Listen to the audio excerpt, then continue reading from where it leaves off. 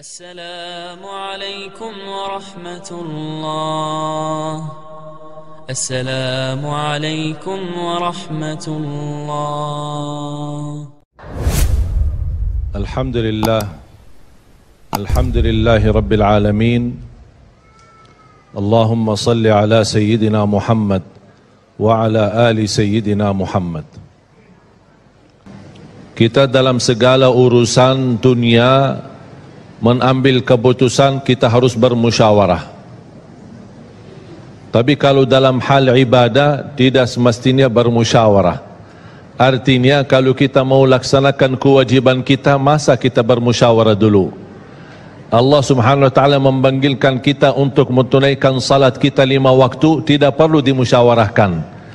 Kalau kita sudah mendengar hayya 'alas salah, hayya 'alal falah, segera tunaikan kewajiban kita.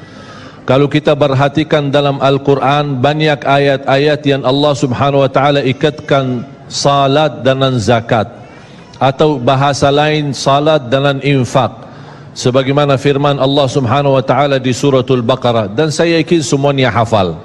A'udzu billahi minasyaitonir rajim. Bismillahirrahmanirrahim. Alif Lam Mim.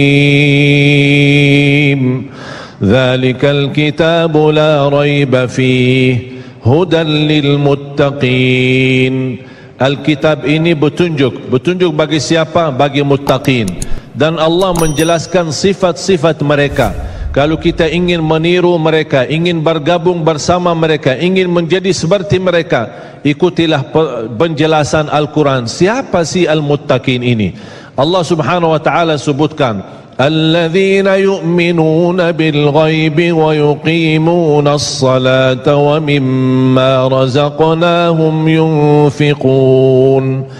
Mereka adalah yang beriman tentang ghaib. Apa yang gaib? Allah, malaikat, jannah, surga, neraka, segala sesuatu yang gaib mereka percaya, walaupun mereka tidak melihat dengan mata sendiri.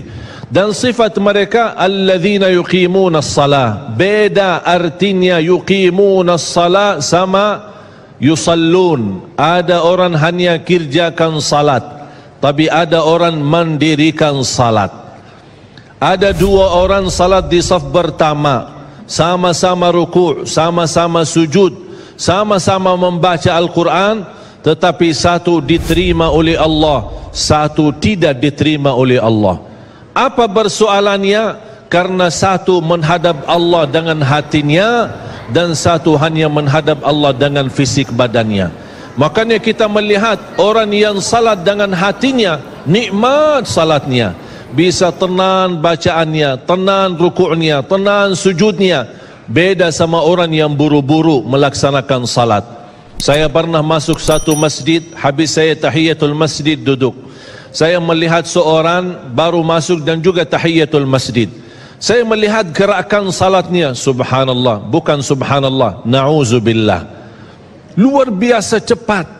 Saya hanya menangkapi bacaan gerakan salatnya. Saya baca Al-Fatihah, saya baru selesai waladdallin amin, dengan saya mencuba bagaimana bandingkan bacaan Al-Fatihah dengan salat beliau, dia sudah sampai ke tahiyat, padahal baru saya selesai surat Al-Fatihah. Salat apa ini yang kita kerjakan? Banyak orang-orang berlomba-lomba seolah-olah ada juara. Siapa yang paling cepat selesai salat dapat juara 1. Inilah yang terjadi dalam keadaan kita. Makanya kita merasa tidak nikmat salat kita. Yang kita hanya kejar seminar khusyuk dalam salat, latihan khusyuk dalam salat.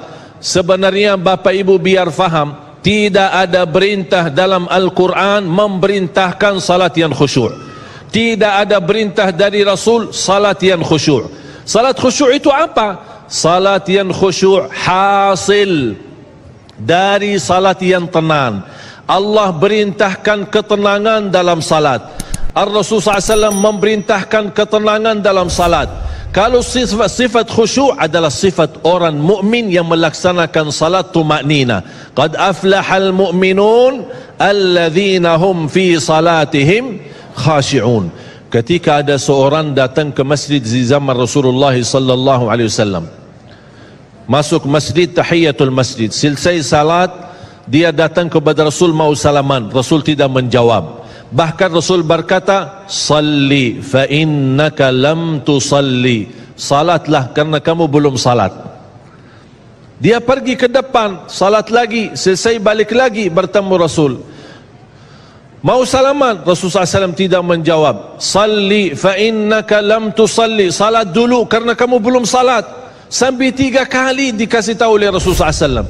Akhirnya orang berkata, mohon maaf ya Rasulullah, saya tidak tahu selain ini salatku. Gimana? Kata Rasulullah SAW, fa idza qumta faqum mutma'inna. Kalau berdiri, berdiri tenang, tumaknina. Tumaknina salah satu rukun di dalam salat. Tidak sah salat seorang tanpa Al-Fatihah, betul? Sama tidak sah salat seorang tanpa tumaknina. Baca tenang, rukuk yang tenang, sujud yang tenang, wallahi akan terasa nikmat.